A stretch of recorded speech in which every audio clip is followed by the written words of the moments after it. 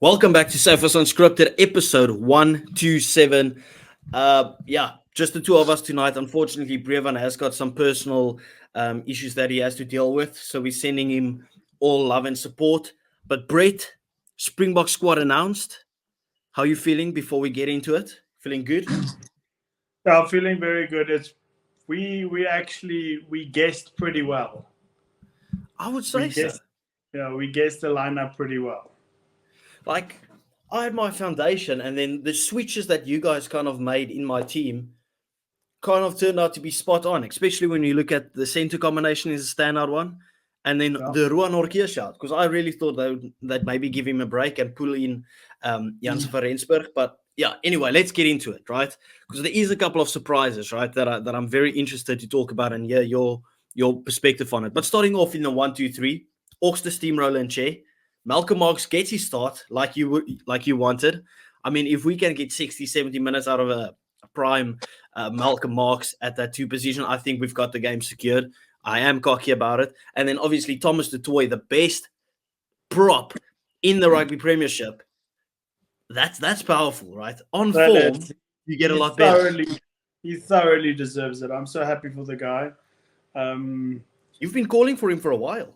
Yes, I have. And the thing with Thomas du Toit is he's playing amongst generational greats. In any other country, he would be a 50, 60 test cap prop already. It's just if not more. It's just he's just playing amongst the greats, and for him to get a test start in a current box setup, that's something to write home about. So he can be very proud. Yeah, and I mean, if you look on form, right? Surely that is 3 of the best forwards in world rugby at the moment. If not, like Oxenche, we spoke about him being a potential top 5 player in the world currently, right? Malcolm Marx has always been top 5 players of the world. He's getting back into form now as well. And then you have Thomas du Toit, as you said, that would play for literally almost any country in the world and have a ton of caps. That is a powerful front 3. Like, and especially knowing that the Argentine scrum isn't that great, I think we absolutely steamroll them when it comes to that part of the game. Yeah. Quick fun fact about Thomas du Toit: when he was still in school, I think he was 18 years old, played for the Sharks in the 19s. I think he was like 140 odd kilograms, and they were pushing to get him to play Super Rugby for the main Sharks team, but he wasn't allowed to because he was still underage. Really? So even back then, you could see this oak, massive potential. But like I said, Frans Malherbe. There's no one in the world that will keep Frans Malherbe out the team. So yeah. And no one's going to keep Vincent Koch from the bench. Like Vincent Koch is, like Frans Malherbe starts, but if there's someone better than Frans Malherbe, Frans doesn't drop to the bench for me. That's Vincent Koch's position, day in, day out. His impact is insane, right? Let's move on to the locks, okay? And I know we've been criticizing this guy a lot, obviously as captain as well. Salman Murat goes into that 4 jersey, Ruan Orkia in that 5 jersey, and we'll speak about Ruan Orkia in a second, right?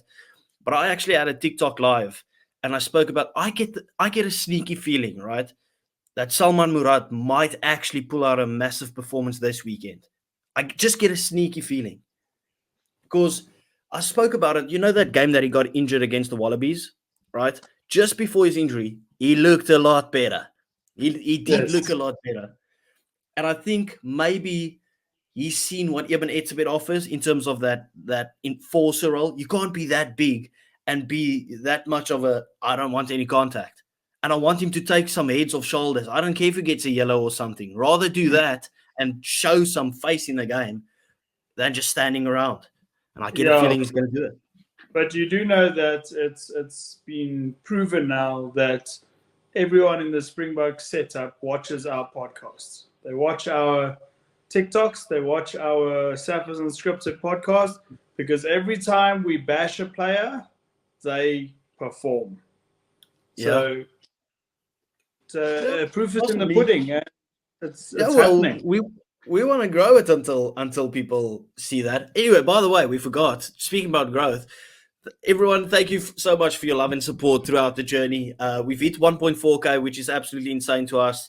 In this little while, please do remember to like and subscribe. We do appreciate you guys, and the main thing that we really love is just all the engagement in the comments. Whether you agree, disagree, I just love, right, just going onto the YouTube studio and seeing 80 comments. I'm just like, well, it's a bit much to answer all of them, but I just love seeing people engage and they're actually commenting against each other, which is absolutely crazy.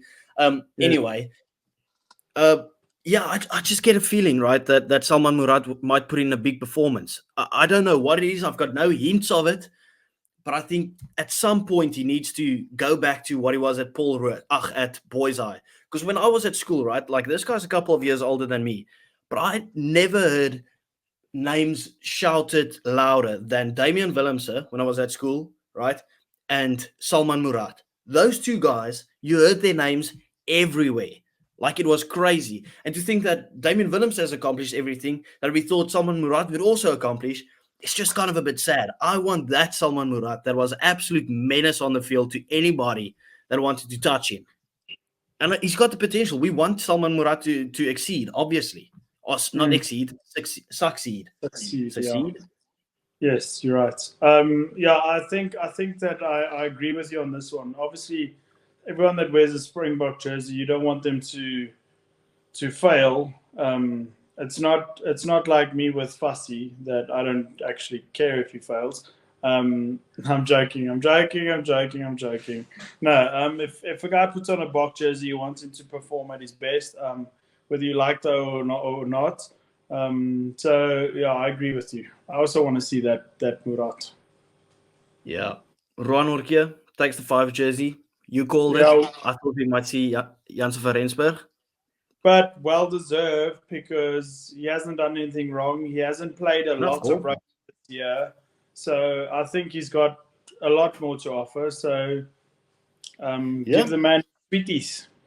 Yeah, he's been outstanding every time he's put the green and gold jersey on. Like, I just thought maybe he gets a break and then plays next weekend again. But I mean, I've got no like. If I chose the team that I wanted to choose, wow, my English is shocking today. You could see I was in Afrikaans school.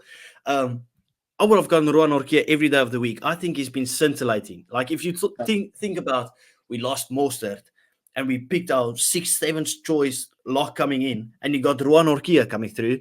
That is crazy. And you see the way that he's played. Outstanding. Lucy's exactly as we predicted. Mark van Staren, Ben Jason Dixon, Jasper Wiese. Thoughts? Yeah, I'm actually no surprises there. I think that was the safest guess that we made. Was those? It's the only thing that literally makes sense as a South African that you would select those guys. And Marco van Staren starting at 6 is massive because obviously he's filling big boots there. I just want to go back quickly. I saw a picture where Erge Snyman was training with Leinster. What's up there?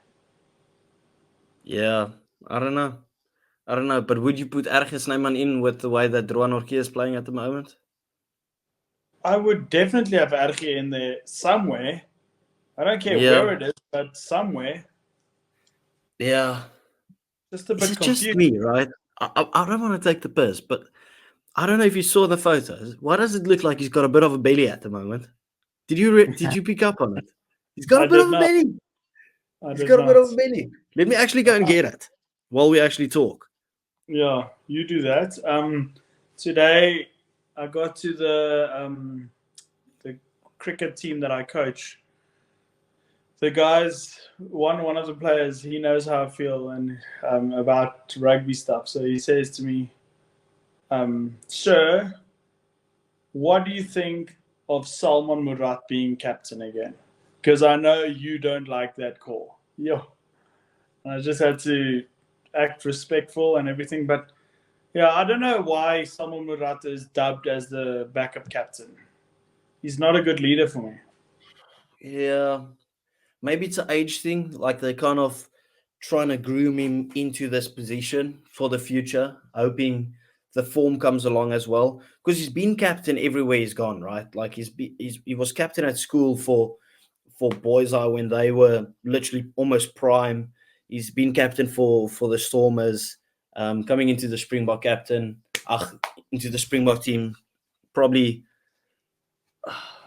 because most of our guys in the leadership group would probably be on the older side, you know, like who else would you have as captain that can have a long reign as captain at the moment? How old is he? He's not 30 yet. He's not? Is he not Gonna 29? make me very happy. I thought he's about 35. Is he not 29? Let's see. Look, this is the fact check podcast. Yeah. Why do I think he's 29? Malcolm Mark's age, 30. No, not far off. Oh. Oh, so 30. That's young still. Yeah. Still got a good 2 World Cups in him. Yeah. Well, with the way that he plays, possibly he could be the next Dion Fourie. Big shoes to fill.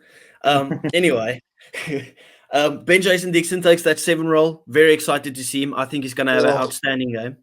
Like, people are writing this guy off after one bad performance, Brett. You know, every player, you that still play, can have a bad performance. Look at how good he was for the Stormers throughout the whole season. Look how good he was when he came into the Springbok setup. I think kind of, as I mentioned previously, the fact that Peter Steph to tackle is not there gives Ben Jason Dixon that role of just, I'm going to cause some chaos all over the field. I'm going to make extremely good tackles. I'm going to rush out on the fence. I'm not going to miss that tackle. I'm just going to be disruptive at the breakdown. I'm going to be a menace at lineouts. That is what Ben Jason Dixon does, right? Give him the reins to just play his game. Yeah, that's what I wanted to say now. Like, people think that, or people will be that know him personally will be thinking, oh, I hope he has a good game. I hope he doesn't disappoint again, because then he could get dropped. I think I'm on agreement level with you that I think this Oak is going to have a stellar game. He's going to have a long career as well. Yes, but think about who he's going up against. He's going up against, for me, the second best loose trio in the competition so far. And the loose trio with the most chemistry of all. Yeah. So he's going to have his hands full, and he's not going to have time to make a mistake, if that makes any sense. Depends what loose trio they play, because they might go with Kremer at lock and then have that Otavio at 8th man, which I think is a mistake. I think they're going first All Black Test loose trio. Yeah. That's how I would play. I don't think Kremer offers you the same at lock as he does as a Lucy. I feel that's why they lost the second test so far. They shouldn't have made those changes. Yeah. Yeah. And another boy, I know I've said a couple of times now that people are going to have a standout performance, but last night, actually, someone asked me early prediction of who do I think is going to be man of the match. And for some reason, this one name popped out. Jasper Wiese. I think he's due. I know he's been great since he's been back, but I think he's due for one of these standout performances where he just bashes through people. I think he'll be hungry for these boys. I just get the sneaky feeling that this is a massive, massive game for Jasper Wiese to kind of solidify his name in that 8 jersey. Yeah, because he's actually, if you think about it, he's been very hot and cold, up and down. Like he would have a great game, then the next game he'd have a red card. Then when he comes back, he has average games, and then again a great game. That's actually, I don't even, when I think man of the match, I don't think Jasper Wiese. Like, but he's never really. I feel it in my bones. He's never really a standout player for me. Well, he's usually at Leicester Tigers.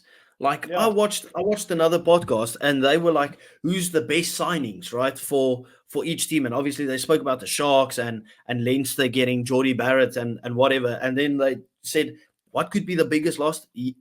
Jasper Wiese at Leicester Tigers, because he's just that much of a threat on the field. Like, he just offers you so much. I can't wait for him to bring that form into the Springbok jersey. And he's kind of shown snippets, but as you said, kind of like Argentina as a rugby team, so up and down with it. Like you can either have a quiet game and it's very ill-disciplined, or a very good game and it's very ill-disciplined.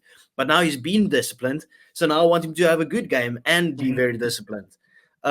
Anyway, that wraps up the forwards. We'll go through the back line a bit quicker. Surprise, surprise. No Jaden Hendricks in the starting lineup. When I saw that, I didn't know if I was shocked or if I was more shocked or I had more joy. Yeah, I have a lot more joy, and I just want Cobus Reinhardt to play more than bloody 60 minutes. Yeah. Well, like the last few games that he started, 55 or 57 minutes in, he gets subbed. I hate that. I can't. He doesn't get a fair opportunity like everybody else does. Yeah, if he doesn't score his hat-trick in 20 minutes, they just sub him. Yes. Ridiculous. I just want to know why Van den Berg went with when the Lions literally could have used him in the Currie Cup final. Yeah. I don't know. I think they kind of just took him for in case there was an injury. Like, let's say in the warm-up now, if there's an injury in the warm-up now, one of the scrum halves are out, then obviously Morten van den Berg comes in. Like, playing for your country goes above anything franchise. So that's probably why.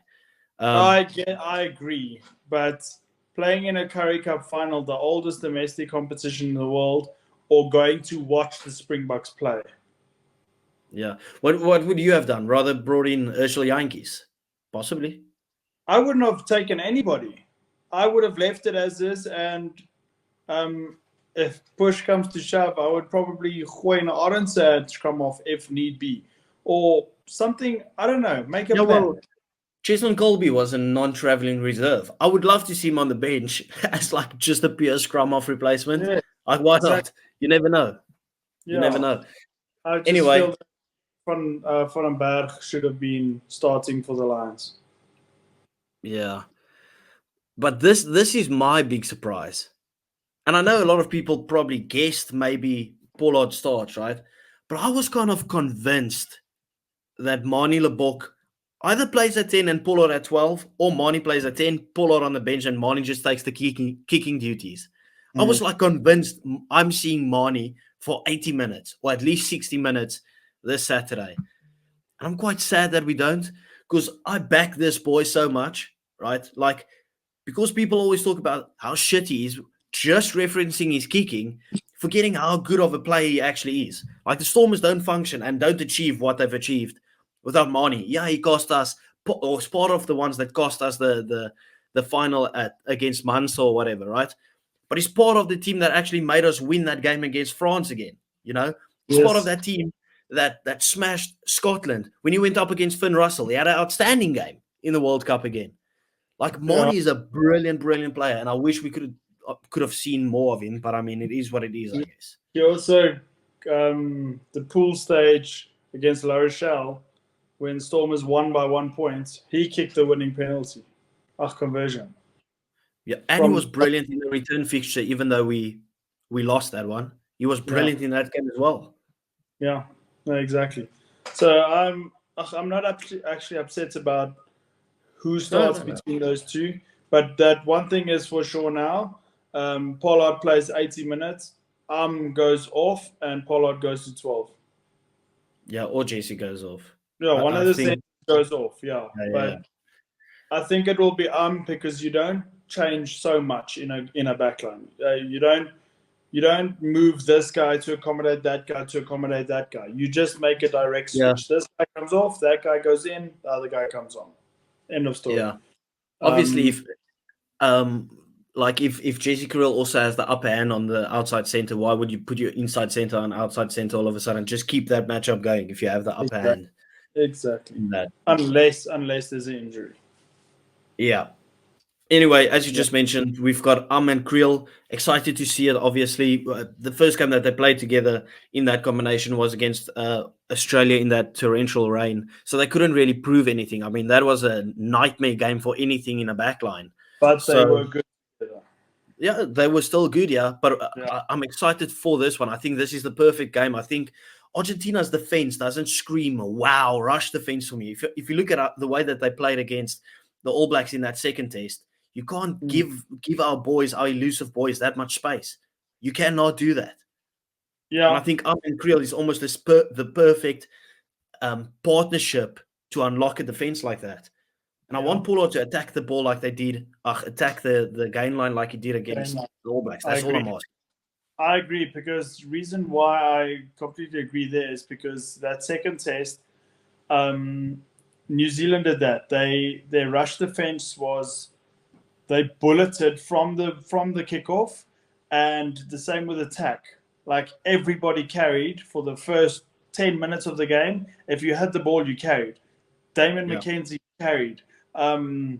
Everyone that had the ball carried. It's just they put so much pressure on Argentina. Like, what are you going to do now? Like, you have to tackle the small guy, and now the big guy, and now this guy, and now that guy. And I think we don't get that from a Lukhanyo Am. So I'm hoping that he runs hard at those guys from the start. Yeah, I wouldn't be surprised if we see like a couple of switcheroonies between Jesse Kriel and Lukhanyo Am. I think Lukhanyo Am almost serves as the playmaker to put Jesse through the gap. Yeah, that's kind of what I see. And the thing is, like, when you look at Argentina, they're a respectable team, right? But I'm not going to act like they are world beaters. They've got good performances, they've got bad performances. But one thing that is consistent is they are fragile in defense. And I know that sounds harsh. Look at that first game that they even beat the All Blacks at, right? Still conceded, 33 points? Something like that. Got the whole time over the gain line, you can get that ball wide. Like, if you can get that ball wide to our boys, it is danger time, because we don't get that ball wide too often, right? But when it does, it's danger. Like the setup of that. Look at the Australian team that looked absolutely nowhere in attack, right? In the first 30 minutes, they still put on 20 points onto this Argentinian defense. Look at the All Blacks in the second test. Like, that's the thing. I don't see this Argentinian team being great at defense. And if we can go with the tactic of like, okay, well, we're not going to really kick the ball that much. We're trying to keep that ball, break you down physically, and then spread it out wide. I think it could be dangerous time for Argentina. But we know their attack is good. So just keep the ball away. Yes, especially if the ball goes out wide for Argentina, our wings are going to be busy. Fortunately, Kurtley Arendse is going against Carreras and not Mapimpi, because Mapimpi's defense is not, it's good, but it's not great. And also, he's not going to burn Carreras for pace. So it's good that he's on the left wing, because, it could be a disaster. Yeah, that Carreras is absolutely insane. I think that's a great matchup. Two of the best wingers in the world going up against each other. And I spoke to someone and they mentioned that their main issue for us, or concern for us in defense, is Rassie at fullback, right? And we know Willie isn't necessarily the best on defense. Like, he does miss tackles, but his defensive coordination and reading the game is obviously vital to the way that we defend. Like, he's so good at that. Like, Willie plays the game. Yeah, he misses tackles, but he hardly needs to make a tackle, right? Willie doesn't really get one-on-one, where Rassie isn't that game controller from the back. And he said, if you get those Argentinian boys into gaps and you leave them with one-on-ones on Rassie, he does not trust us to defend it. Are you kind of on the same note of that? You are kind of scared for us defensively with Rassie at the back, especially seeing how good they are out wide, where your fullback plays a massive role? 100%. I've said this in many episodes, on many occasions, to many people, that one-on-one Rassie is probably one of the worst defenders in South Africa. And if Carreras did to Damon McKenzie what he did, then I see a long day for Rassie, because he's not going to know what to do. But Rassie, saying that as well, like, it's kind of like you have to pick which poison you want to go with, because like, I think Rassie maybe offers a bit more in attack this game that Willie would in attack, where Willie offers more in defense than Rassie would. Because like this game, as we just said, if we can get that ball out wide and there's spaces, obviously Rassie is going to be more attacking, or be more of an attacking threat if they want to go with the high ball, Fassie is a bit more secure under the high ball. Do you think maybe Fassie just suits the attacking game a bit better, and that's what we focused on? Yeah, I don't even know. Come on, give the guy a compliment. This game kind of suits him, and we spoke about it before in terms of the way that he attacks. I'll give him a compliment after this game, because if he's gonna just do the same old catch the ball in the catch the high ball and nothing after that, then I don't know. Then I'm just gonna stay the same old grumpy ginger that doesn't like Fassie, because I never see what he does after that. The ball just dies for me. When he has space, people said, "Oh, but he had the most running meters." Yes, because he can't kick an up and under. He runs from the 22 to the half line every single time, because there's no one in front of him until they get to the halfway line. So of course he's going to have the most running meters. But after that, what happens then? He doesn't break tackles. He doesn't he doesn't wrestle players to the ground. I don't know. Yeah. I just think maybe this game kind of suits Fassie the way that we kind of want to play it. Like I hope he has a stellar performance. Anyway, let's move on to the bench, right? Because this is a shocker one. I didn't even realize it at the start. I was just going through the list and I was like, okay. And then I had to go back, like a little double take. I was like, surely I didn't read this right. Where is Johan Grobler? No Johan Grobler. Brevin mentioned it before, that there's this one guy that can play prop and he can play hooker. But we've got so much hooker prop depth. Build some hooker depth and give your specialist hookers more game time. Yet we see Jan-Hendrik Wessels. Talk to me, that is single-handedly the biggest shock in this entire lineup. I did not see that coming at all. Like, I wouldn't even predict that if you gave me $1 million. There's no chance. I did not see that coming. Like, I mean, he's okay, but Grobler is more than okay. Grobler is outstanding. It doesn't make sense. Imagine Grobler, right? He sees the squad that's touring and he's like, okay, well, there's just 2 hookers, so I'm going to play. Team comes out. 3 props on the bench. I mean, seriously. Like Brevin's mentioned before, right? That Rassie has come out and he says he really likes Jan-Hendrik Wessels. That pick is favoritism at its finest. Right? Because Jan-Hendrik Wessels, he's been okay. But he's done nothing to take a hooker position from Johan Grobler, who could literally be the future. I agree. Grobler must now be headbutting the wall, and Jan-Hendrik Wessels must be like, he must do this when he walks out of Rassie's room. Oh my word, Brett.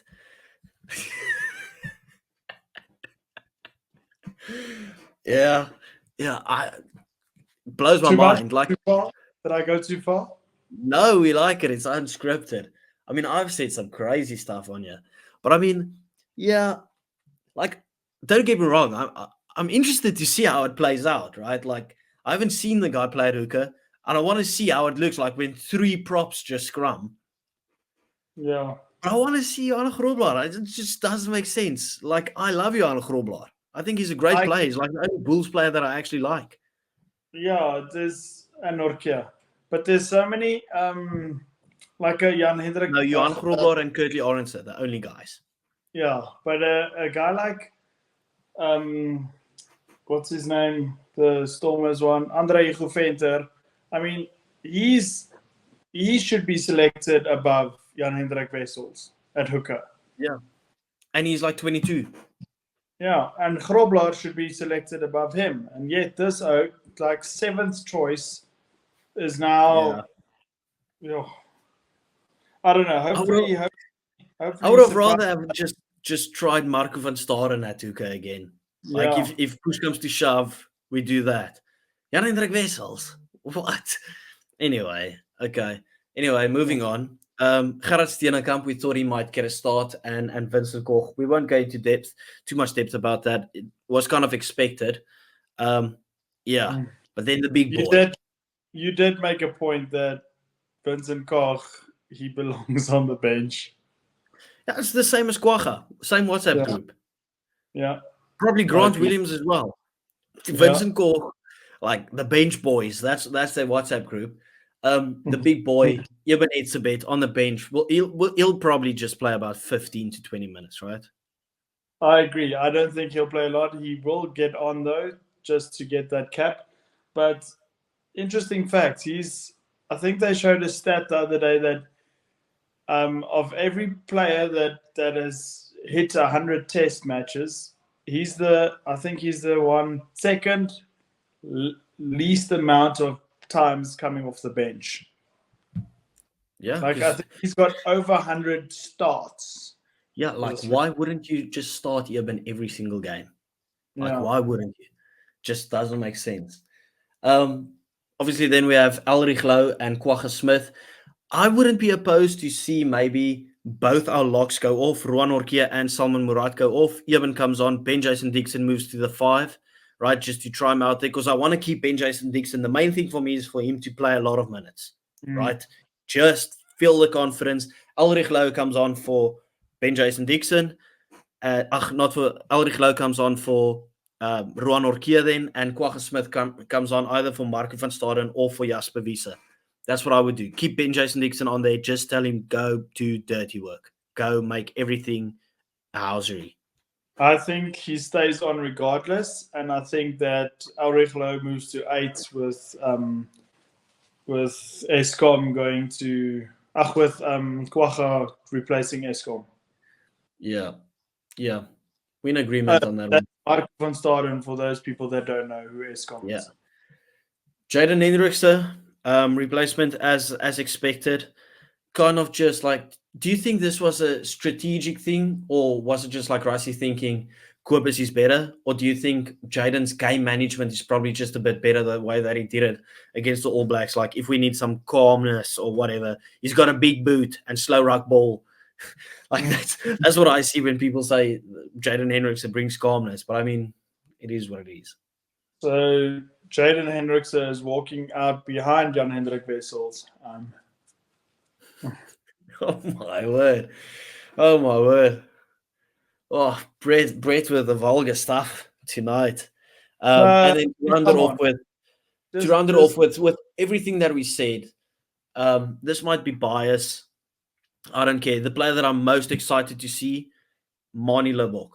And I'm excited to see him in the URC as well. I think it's a massive season for him. Yeah, he might look like he's a bit low on confidence, but I think at some point he's going to hit his stride, and he's going to show everyone what he's about. Because remember those first 2 seasons of the URC, this guy was unplayable. Went from the worst fullback in the world to probably pushing the best fly-off in the world. That's just how good he was on form.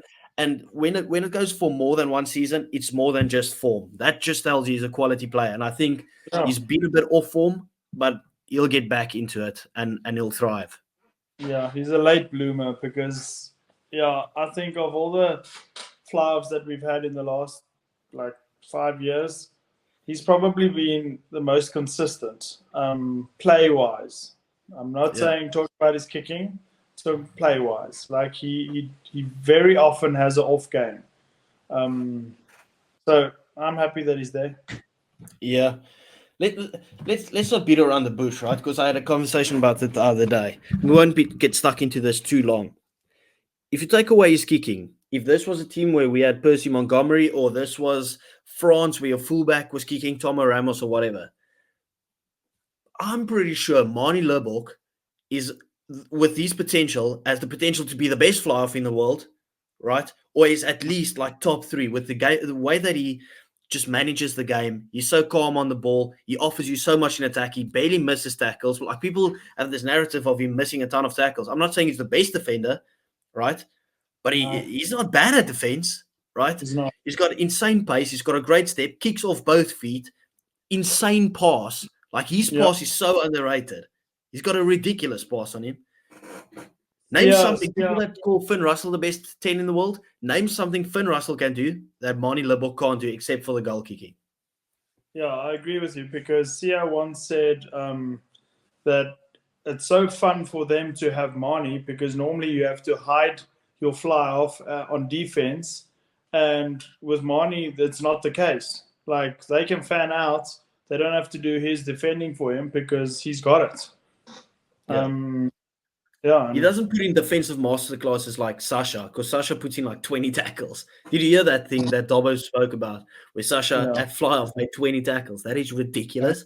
But yeah, I'm just thinking, like, people are writing off Mane, and I'm like, well, he had a bad game against England, right? People think about that semi-final where he got hooked at 30 minutes, right? Yeah, he struggled in the wet weather. That was one game. Before that, he literally was a key for us to winning that game against France. Like, I mean, when people just start disliking you for one thing, they just start thinking you shit at everything. Can I also tell you on that topic there, that's one of the things that has made Rassie one of the best coaches that I've ever seen, because he is not scared to take you off 25 minutes to 30 minutes in if you are playing shit. I've seen so many coaches, they'll, like, even when I coach, I've seen coaches around me that if I say, for example, that player needs to come off, then that team's coaches would say, no, I'll take him off 5 minutes after halftime. You don't take someone off in the first half. And then they concede 2 more tries or something. And it's like, bruh, Rassie wouldn't risk that. If you're playing like shit, you off. Bye. Yeah. And I love that. I love that. Anyway, people, that brings us to the end of the episode. Bit shorter than usual. We do appreciate each and every one of you guys. Have a good night, and we will see you on Friday. Thank you. Bye. Okay, bye.